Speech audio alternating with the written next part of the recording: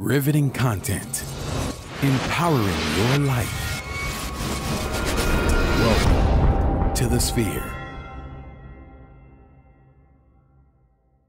This episode is sponsored by Houston Housewives of Finance.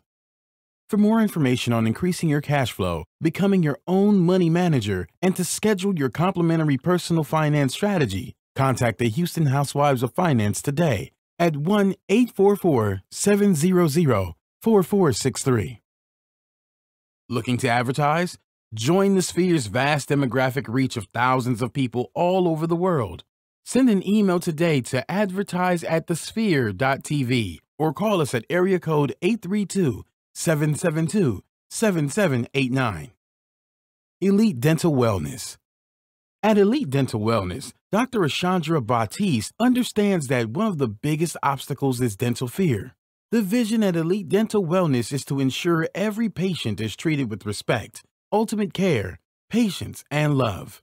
Call us today to make an appointment at area code 713-789-8680.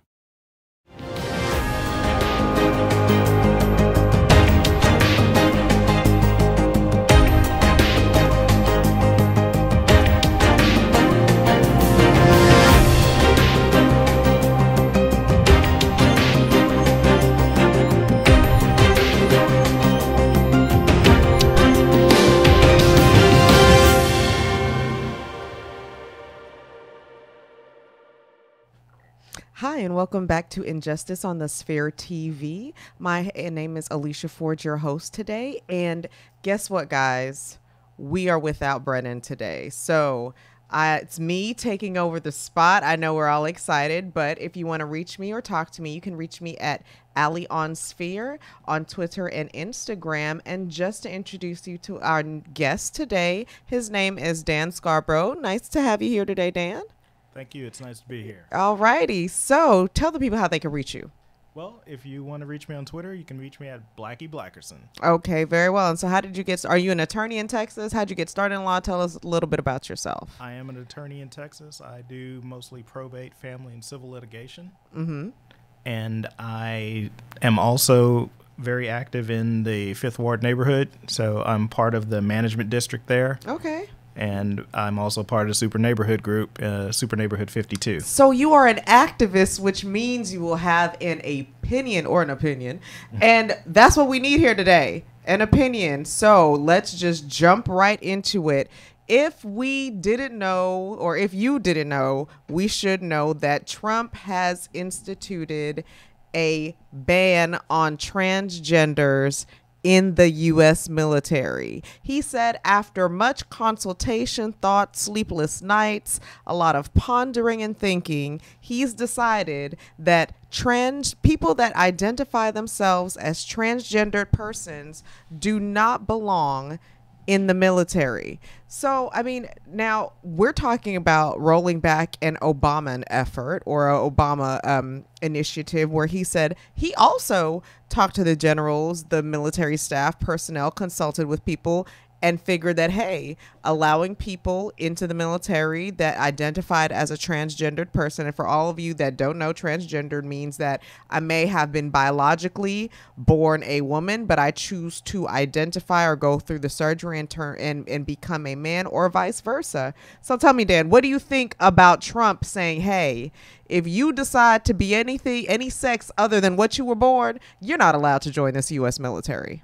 Well, I think that a lot of this has to do with him undoing the Obama legacy. Whether you agree with it or not, if we look at all of the actions so far, everything he's done has been to basically undo what Obama did. Okay. And so basically you're saying that, hey, this is just one more thing that Trump is just knocking off of his I hate Obama checklist.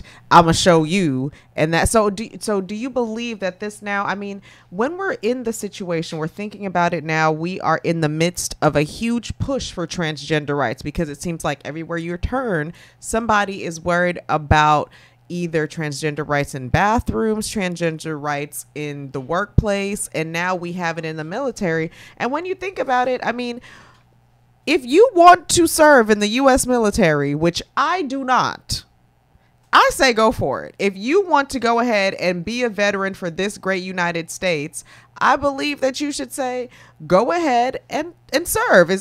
Why ban somebody just because they're not the sex that they were biologically born in presentation? Well, I think a lot of this has, like I said, it has to do with the political narrative of the Republican Party and, Trump in general, basically trying to undo all of these things. But I do believe that there are some people in the military, because the military happens to be more conservative, who might have opinions that are contrary to what the Obama legacy was, which was to be more inclusive to people who are transgendered and gay and lesbian and all that in the military. So I think, just like you can find generals who say, oh, I don't have a problem with it, I'm pretty sure you can find generals that would say that they do have a problem with it. And I think that they're going to capitalize on this because they have very conservative right-wing people in power to do what they want to do. When you think about it, they have all these conservative right-wing people in power, but they don't seem to say or even address for the most part that, hey, you know what? We actually can't do anything as a House, a Senate, anything. The most they can do is put out orders that are run through the president. That's at least to me, all they've been able to do is basically the DOJ has been doing the work of the legislators for the bulk of this administration, and he's been in office. The only person that I really see working is Jeff Sessions. And I don't even know if you can call what he's doing working. Other than turning back what it is he's trying to do. So we have a question from our esteemed host, Brennan Dunn. And he wanted to know about the financial argument. And the financial argument is basically saying that, hey, look, it's going to cost taxpayers so much, $2.4 to $4 million for these, gender reassignment surgeries, the basic, the hormone therapy and all of that they may need. And so they say it's going to relieve a huge tax burden. I don't understand, because didn't he just allocate $54 billion to defense spending? I'm trying to understand. He just allocated like $54 billion in his budget to defense spending. So now you only have 52. I'm trying to understand what their argument is, because he's the one that said, let's up the budget for it. And now he doesn't even want to support something that he feels is necessary, which are men and women fighting for our country. Yeah, but I also believe that, as far as, I'm not trying to be Trump's advocate here, but I think that when they talk about the finances and the money that they wanted to extend, I think most of the time that stuff is generally earmarked towards systems. They're not really trying to put money into the soldiers, because really what it is, it's about being able to give contracts to other companies so that they can build stuff like, the brand new Joint Task Force jet, or trying to replace the M16 or the M4, I guess now. Or do you mean money to people like Rex Tillerson's company and people who are associated with Trump and all of his other billionaires? I'm just asking, are those the monies we may be talking about? Kind of how Halliburton funded the war on terror, right? So hey, it's trickle down economics. That does not. I have the only people that I've seen that get rich on this trickle down economics are the big corporations and the 1% becoming the 0.01%. Yeah. So we're gonna see what he tweets tomorrow, because at this point it's on a daily basis that this man is either spasming on Twitter or losing his mind on Twitter, and I just kind of don't understand what goes on most of the time. But we can move over to something that happened that I think that in this time of unrest and where people are kind of worried about where immigration may stand and how we're going to be moving forward, a Massachusetts High Court has decided that local authorities cannot detain people on an ICE hold for longer than they can be criminally detained.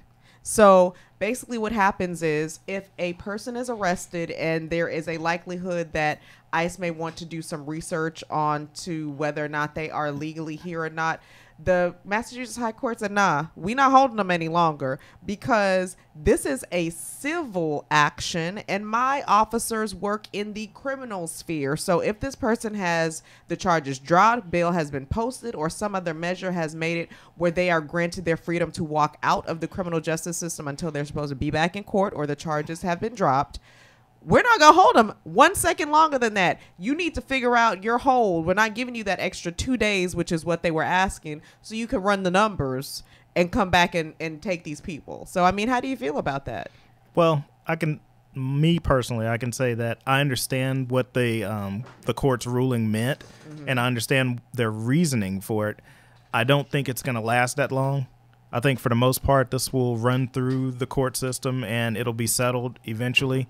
And if it holds up, as far as Massachusetts ruling, that's great. But I guarantee you that Congress will be changing the rules and they'll make sure that they can implement ICE holds. Okay, so you're guaranteeing me something I'm not completely sure about. Because, as I said before, they can't seem to do anything. They're in a stalemate within themselves. So they can't even pass healthcare. So I don't know how quickly... they're going to be doing that. So, well, I mean, first of all, to say they can't really pass healthcare, that's kind of silly because healthcare is a huge deal. And so is so is holding somebody. So is running through. But at the same token, but for the most part, if you were able to actually get to the point of legislating that particular part of it, I think that there's not that much of a difference in the Republican Party, especially if they put it into a comprehensive immigration reform package. I could see that happening. Dan is saying, arrest the people.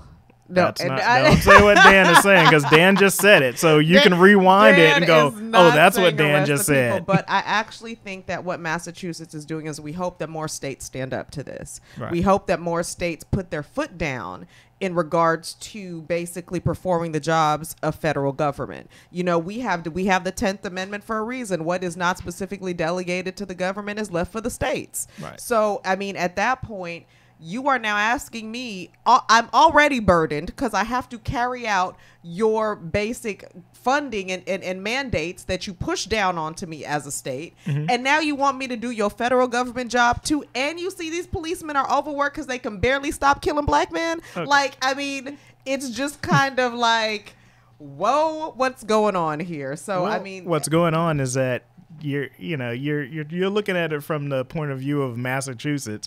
But if you look at Texas, which has said, hey, we want to enforce our borders. You look at Arizona, you look at those places, there are people there who are clamoring to do it, including our governor. Well, my point is that we need more Massachusetts. We need more Massachusetts and less Texas. We need less Arizona. And we need more people who are willing to stand up and do what is right. For example, I mean, regardless of if it's going to get done, it should not be done. We should not be putting the burden on the state police officers and the state local enforcement to sit here and say, and clogging up our jails, clogging up.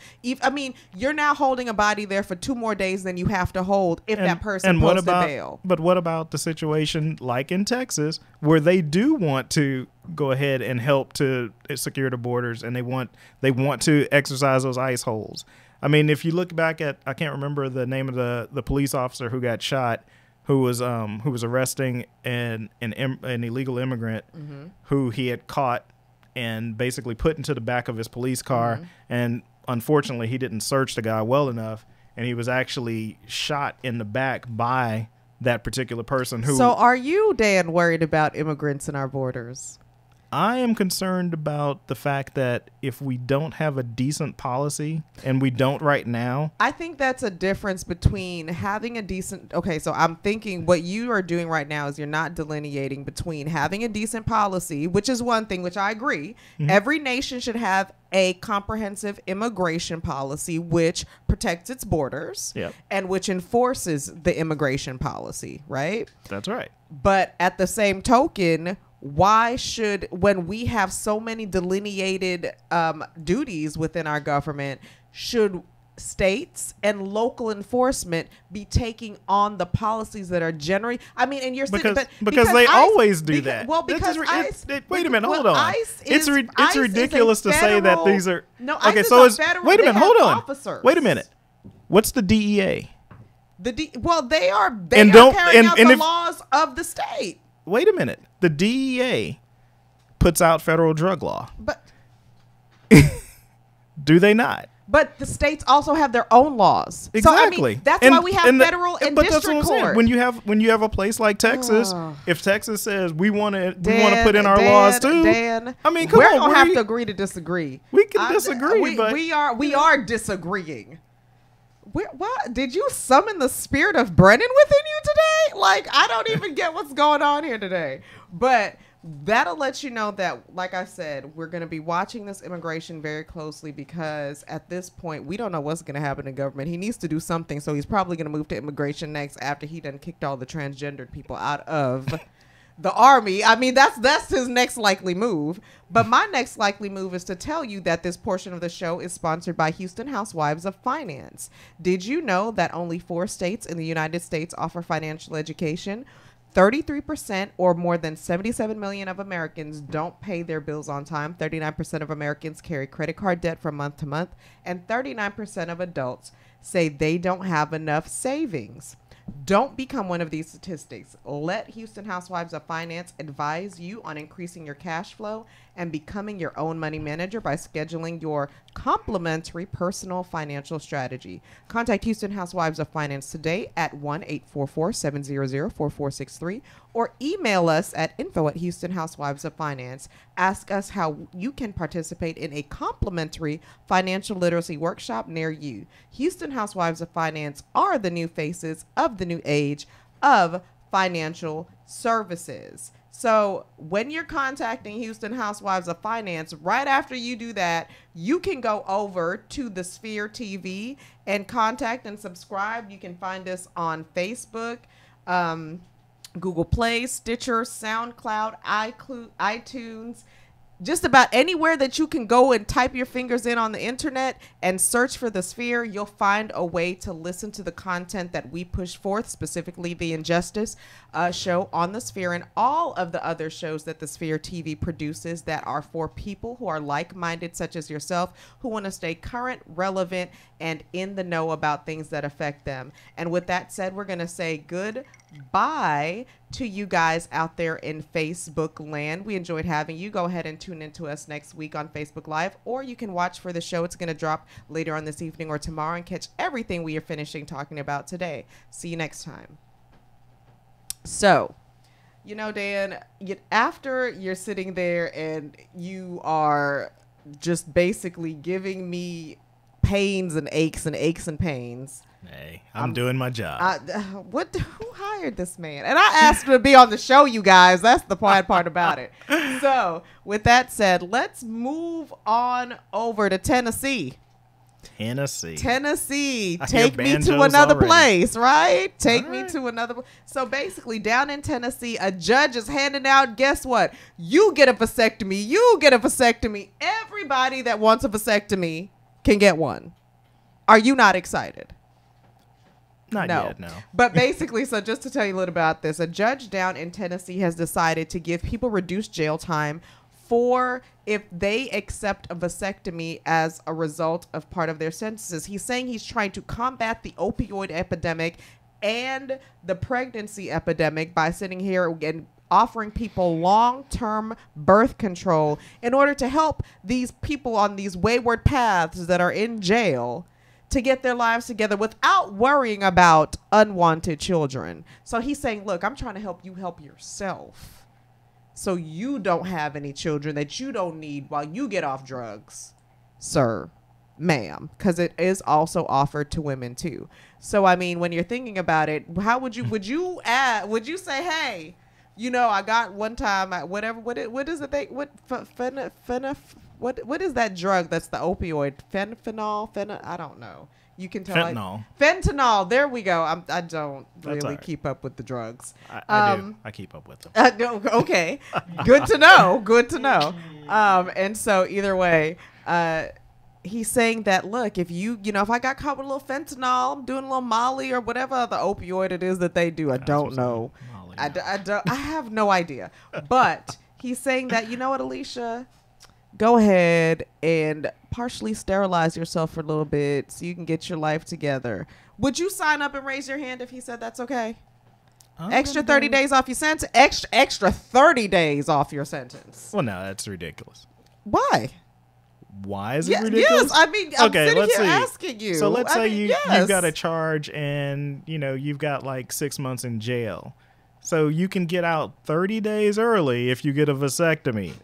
Well, you know what? Like, let's just be honest. That doesn't measure out. Look, if you're talking about, I will go ahead and commute your entire sentence if you possibly, and we talking about years only, then possibly I may say, you know what? I mean, I guess I'll just be having these babies at 45. But it's kind of like, when you're thinking about it, it doesn't sound like a good deal. No. It does not sound like, and it sounds extremely invasive. Well, it's in effect taking away somebody's right to do what they want with their body, because you're compromising at the same time what? Their freedom, right? Mm-hmm. I want to get out of extra 30 days quicker. Who wants to be in jail? No. All I have to do is get a vasectomy. That's right. Oh, okay. Now that I think about it, I didn't want no kids, no way. Well, you were talking about Ghost earlier, mm-hmm. and this is definitely the ghost of Margaret Sanger coming back, and mm-hmm. eugenics. I don't know if everyone knows this, but back in the Jim Crow days, this is actually one of the things that they did to black people who were arrested and put in jail. They actually did sterilize some of them in different places, all the way up until I think the 1950s. So, I mean, so basically they're trying to sterilize the people once again. Yes. And this isn't the first time this has occurred. The argument is that they're saying, look, we can't go with any policy that will compel somebody to get a health service in reduction for jail time. Like, it should not be one or the other. If you want to go ahead and, hey, Trump, Planned Parenthood, this is a shout out to you, like, fund them. But if you want to go ahead and, properly plan and be aware about your contraceptive choices, then that's one thing. But that decision should not be tied to your freedom. That should not be tied to your freedom. So, I mean, do I get what he's doing? Kind of no, not. I mean, I just don't get it at all. So it's not even to say like he's offering a halfway house full of pregnant teens, like the option to join this program at their will, to say, hey, I see you already have a child. Let me help you out. He's just offering inmates sterilization treatment. I mean, in essence, and I can see that, because he's saying like, look, down here in Tennessee last year, we had 1,400 people die of opioid overdoses. That means that if these people, and I can't speak to all drug addicts, but most of them that are women, sometimes men, also have children. And so it's kind of like, I feel the life, and maybe he's trying to say that the lifestyle inherently adds to them producing more children, because it's erratic. They're sleeping with people for drugs. They're doing whatever. I mean, you're sitting here looking at me like people don't prostitute themselves out for drugs. You're sitting, and there are babies as a result of such. I'm not defending him. I'm just saying that maybe that's what he's thinking in his mind today, tomorrow, possibly. Maybe. I doubt it. Oh, I think it's just eugenics. Okay. I think it's basically he's looking at the demographic of people who are being arrested, and he's like, if we can keep them from having kids, that works for us. The demographic. Now, you know who the opioid epidemic is affecting, yes. Right? So he's the poor people is the demographic. Poor people. Okay, because I just want you guys to understand, poor people is the demographic that he's referring to, not per se a culture or a minority group. I don't think he's doing it based on race or anything. I think it's basically on socioeconomic status. I mean, back in the old days, you had Rush Limbaugh, who would go up and say, we got to put all those drug addicts in jail, put them in prison, all that, until he gets caught. Oh yeah, and then it's a whole different thing. I have a problem. So rich people have a problem, and they need to be taken care of. Yes. But poor people, you need to basically Sterilize neuter them like dogs. Yeah, unfortunately, this is the country that we're living in. I don't know if we're in backwards world or whatever this is, but It's feel like just I'm like going the 1950s, except you are there. I was just about to say, I feel like we're going back in time. Like, I almost am afraid that they're going to pull out a hole. I literally sat there. When did I feel scared the other day? Somewhere a white man was near me, and he was in a truck, a big old dually, and he had stopped real near my car, and I was like, is this man gonna pull out a gun and shoot me? I really thought that guy, like, no lie, and I was like, okay, I'm living in a different time. We're trying to kidnap you and take you back to his plantation. I don't know, but I knew I felt scared. But either way, let's move to New Jersey, where people don't have to feel a little scared, okay? And we have Chris Christie saying, hey, okay, he signs a bathroom bill directing schools to recognize transgender rights. That's right. That is fine. I mean, I don't know if we're doing like a shuffle where we're taking like one step forward and 2 steps back, or 2 steps forward and staying there, or whatever. But first we're kicking the transgender people out of the military. Now we're giving them rights in New Jersey, which is a fundamental thing. I want to be able to use a bathroom if that's what I self-identify as. But what Chris Christie is saying here is that, look, he has signed into law a bill that basically defines an understanding for what transgender is, maintaining a safe, supportive learning environment for transgender children, confidentiality and privacy concerns, meaning that you cannot disclose that somebody is transgender unless it's necessary, the issuance of documentation such as IDs that correspond to their identified gender, and participation in gender segregated school activities according to the gender, and the use of restrooms and locker rooms not by what they define. Okay, good stuff. Good stuff. My only problem is, if you are a transgendered, and y'all might fight me on this one, if you're a transgendered boy participating in girl sports.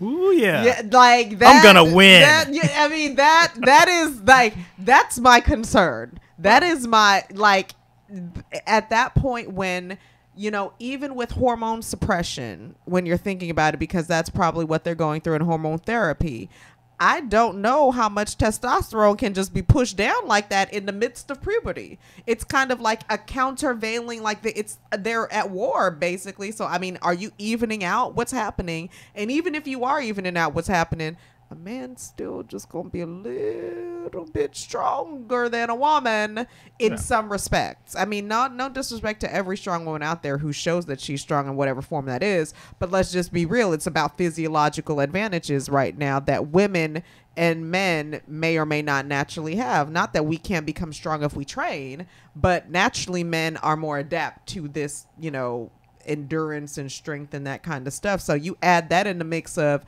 well, I identify as a girl and I want to go wrestle.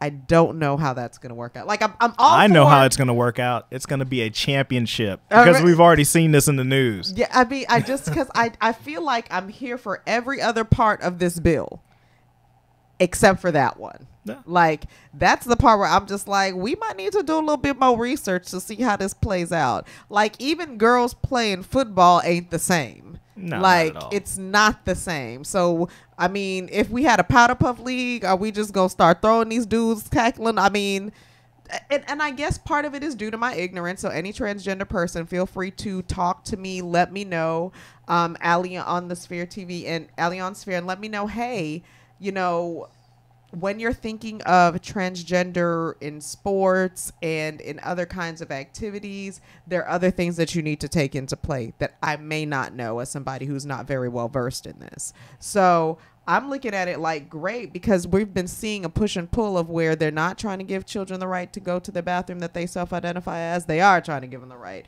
And for me, I don't care what you do. But, you know, at least don't let these children who have decided to make this life decision be ostracized in school. And that's what I'm afraid of with a lot of this push and pull that's going on right now, especially with, you know, and my next question is, how young do you start hormone therapy on a child? That was gonna be my question. You know, like, I mean, how young do you start hormone therapy on a child for them to not be, you know, for me to not say that's a guy, you know, as a child. Just, I mean, in all of a child's naivete, when they just see what they say and they say what they mean, it's kind of like, how do I go, that's a dude with long hair and a dress, you know? And so how early do they start for some of these things to take place? Yeah, that I'm not sure about, but I can say this. I think that if you look at how this plays out, on the one hand, you've got the federal level, we've got a president who's, you know, trying to get transgendered people out of the military. And then at the state level here in New Jersey, you have a governor that's trying to, you know, safeguard children. And I think that is one of the things that's happening in Texas right now, where we're having the bathroom fight. And when they had people who were going there and going to the Capitol and giving testimony about their experiences and their children and things like that, I think that was one of the things that moved people, and I definitely know it was one of the things that moved Speaker Strauss to kill the bill the first time. Yeah. And so hopefully Speaker Strauss will actually do his best to kill this again, because even though it's passed the Senate, in the Texas Senate, it hasn't passed the House yet. Even if they, you know, if there's anything different, they're going to have to go to conference committee on it. So, correct. I mean, we're just going to have to see. Hopefully something comes out of it. But good job, New Jersey. I mean, that's the first good thing I've had to say about Chris Christie ever. Yeah, so he's got to do something after he wouldn't let people go to the beach. Well, yeah, so, I was just about to say that, on. like, after you kept everybody off the beach so you can sit there and sun and tan with your family to have a nice 4th of July by yourselves. And we're not even going to ask what he did to that water, because I saw that story about the water on the New Jersey beaches, and I'm like, what did he do in there? I don't know. Oh, goodness. Well, who knows? But what I do know is that this portion of the show is sponsored by The Sphere. Are you starting your business and looking for a place to advertise? Do you have a need to reach out to thousands of people across the world to build your brand and sell your product? If so, get your product placement and advertising needs handled right here at The Sphere. We offer a wide variety of content delivery platforms, including iTunes, Google Play, SoundCloud, YouTube, and Stitcher. Plus, we have a vast demographic reach within the United States as well as modern countries across the globe. Our enriched content and inspiring dialogue coupled with your strategic ad is surely to hit the mark every time. Call us today at area code 832-772-7789 or send an email over on us to advertise@thesphere.tv. You can advertise with us. You can be on this show letting people know about what your great product or service is. And what Texas has decided to do is be a service to inmates. And down in Texas, guys, they have a judge has ordered that in all Texas prisons to cool it down to 88 degrees because it's getting too damn hot. Too dang hot. They are saying and citing things like cruel and unusual punishment. The judge actually himself cited the Russian author Dostoevsky, who said, look, when you want to see a society, go to their prisons. How they treat their prisoners is how you see society. So we are happy that in Texas, they thought that, look, we know what Texas is. Texas is no punk in the middle of summer. And they're saying it's getting to 2 degrees of over 100 plus in a brick building. And some of these places do not have air conditioning. And I can only imagine, like, inmates are probably falling out. They're probably dehydrated. I mean, who knows? You know, they don't feed them well. So, I mean, let's add, insult to injury by having me pass out because while I'm at the yard because I can't be inside because probably being outside is cooler than being inside. So, I mean, I'm really happy that this Texas judge decided to say, hey, cool it off. What do you think, Dan? Well, I think that anytime you can get air conditioning, that's good. As far as prisoners being given air conditioning, I don't believe that anyone should be cruelly kept. And I can say for a fact, after having my air conditioner go out before, it would be cruel to keep someone that way. In at least in Texas. Definitely in Texas. But, I mean, you got to think back to Joe Arpaio out in, oh, my goodness, it's Phoenix. I can't remember the county. But basically, he was the sheriff out there who was putting prisoners out in the desert in tents. And that was hot. I can't imagine. I mean, and everybody knows that the 8th Amendment, well, not everybody, but just so you do know that the 8th Amendment is safeguards against cruel and unusual punishment. And this was probably going to rise to the fact, like, first of all, when he said 88 degrees, I was like, I'm still hot. Like, reading 88 degrees still made me feel sweaty. So, I mean, because 88 degrees in Texas can feel like a good 90-something, close to 100. So, I mean, when you think about it, I don't know how much cooler it's going to be, but they did have respite areas in the jails where they're saying, hey, look, you know, we do have places where prisoners who need to can come cool off, but they're only so big. Like, you can't put the entire jail in the respite area, and probably everybody's hot. And is the respite area a shower? I don't want to do that. I don't know where it is, but that's where they were putting the people. And I'm just thinking to myself, like, and you know, they're worried about the sick and infirm that can't really get in there that may need to, and they can't really service the entire population. So turn down the damn AC, which is so funny because in county jails, they have to keep it between 65 and 85. And in county jails, all they do is freeze you out. Like, I mean, if y'all ever been into the county jail, they freeze you out. Never been in the county jail. Not as in like been in. Okay. So Brennan really is here. Never, if you've never been into the county jail or visited anybody at the county jail, it's cold as hell in there. Even in the middle of summer, it's like a doctor's office times 10. So they don't keep it real cute and warm and cuddly in there. Like I felt cold when I went to go visit an inmate. So when I went to go visit an inmate, No comment. I'm just letting you know, sir, since you had all of this, I don't know, doubt about it. But we're going to say, I am happy that Texas finally has done something that I'm happy to talk about, because generally we're leading the pack in. Oh man, not again. Oh, did you really? Okay, Tex, great, thanks for leading the pack and being the worst. Between that and Oklahoma, I don't know who's fighting for it more. Mississippi. Well, Mississippi doesn't really do much. They haven't really like been in the. They just said my law's been on the books and we're not changing a damn thing. We still got Jim Crow laws here, so y'all behind the times. Sitting there worried about the federal government. We never were. So either way, that's a little crazy going on. And speaking of crazy, a judge has decided that Trump requesting all of the information for this voter fraud commission is legal, and that they have the right to request all of these voter rolls and this voter information. And a lot of states were saying, hey, look, wait, we don't want to give you that. A lot of the state attorney generals were saying, we don't want to turn over our voter rolls. We don't want to turn that information over. We feel that this is something, because elections are, again, left to be handled by the states. And so they're saying, this is our job. What the hell you want with our information, Sir Trump? Well, first of all, Sir Trump, why are you putting together a committee for something that's a non-existent problem? Like, we don't have to worry about voter. Who are these? Are the 5 million people that you keep talking to every night that tell you to tweet something in the morning? I think that might be one of those people or somebody else. But the judge is saying that he's allowing his election committee to gather all this information on people. And that is true. Judge did say, that they have the right to ask for the information. Yeah. However, you are not compelled to give it to them. Yes. They have the, but we know. And if he can't control the leaks in the White House, I don't want him with my information. Well, first of all, he's not even controlling the leaks in the White House. That's what he's saying. He's saying that all this stuff comes from leaks. I'm sitting here like, you're not going to take my information and sell it to the Russians.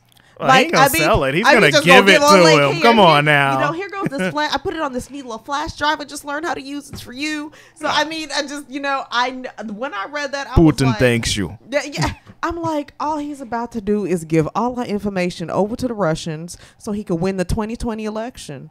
That's what he's trying to do. Y'all better be smart, because because if you saw it, that he was using Russian help to basically target people with the information that was provided from Jared Kushner over to those sources in order to help him.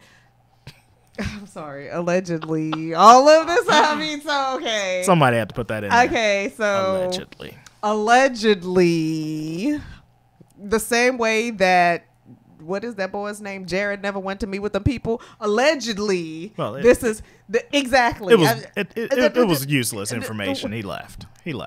But I'm saying, but he went, but he never was there, right? I mean, so either way, allegedly, that's the kind of fake news.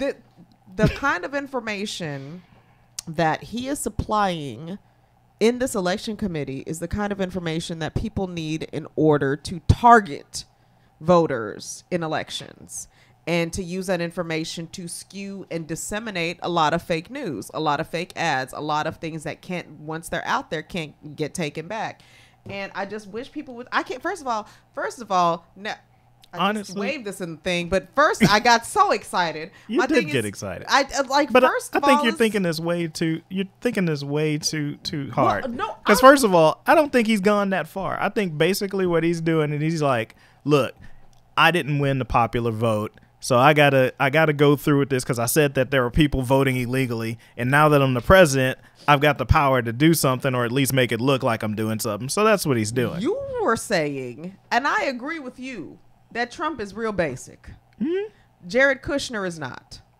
Okay? I don't know. He kind of reminds me of a little bit of a basic guy, too. No, I'm not saying basic in the sense of like, oh, he's not as basic as Trump. So if he's the one that can sit there and compile the information in the first place and use it and supply it to the Russians to help him disseminate information to targeted voters, you don't think that he's about to take a whole bunch of voter rolls and do the same thing? Like, I'm not going to put that past this man who also has a 1.1 or $1 to $4 billion in debt and is trying to get them Russians or somebody else to fund this property in New York. Hey. Y'all, I mean, it's so much stuff going on that I wish people would pay attention to. Like, this is a vendetta presidency, or you scratch my back, I scratch yours.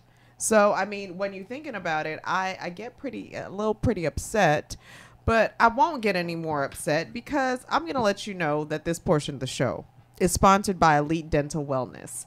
At Elite Dental Wellness, our vision is to create a welcoming practice that will offer exceptional dental care and a lifetime of dental wellness. We are committed to the finest possible oral care and overall health and well-being of our patients. Elite Dental Wellness is built upon the foundation of integrity, expertise, and service. Through our commitment to modern dentistry, continuing education, and friendly atmosphere, we strive to make our patients feel as if they are part of the family. Dentistry can be scary, daunting, and uncomfortable. Dr. Batiste and her team work tirelessly to ensure your comfort. Make your appointment today with Dr. Ashandra Batiste at Elite Dental Wellness. Call them at 713-789-8680. And with that said, I'm going to let you know how you can call us. This is the end of our show today. We are thanking you for tuning in with us. We had Mr. Dan Scarbrough. Tell people how they can reach you again, Dan. If you want to reach me on Twitter, it's at Blackie Blackerson. Okay, at Blackie Blackerson. And if you want to reach us to tell us anything about this show, you have some comments, you have some questions, you have a concern that you would want to address to any of us, specifically Dan, and why he was being an antagonist to me today on this show, you can basically reach us on Facebook, Twitter, Instagram, Stitcher, SoundCloud, YouTube, just all of them, guys. You know, this is not my portion of the show, unfortunately. I'm not good at, doing the shouts out, or you can find us at InJustice@thesphere.tv online. And definitely come in, tune in, tell your friends about us. We would love to make sure and have you as a guest watching us today and making sure we have you as our viewers. You can reach me, your host, Alicia Ford, at Ali on Sphere on Twitter and Instagram. And again, we thank you for joining us for one more episode this week of InJustice on the Sphere TV. And we will see you next time.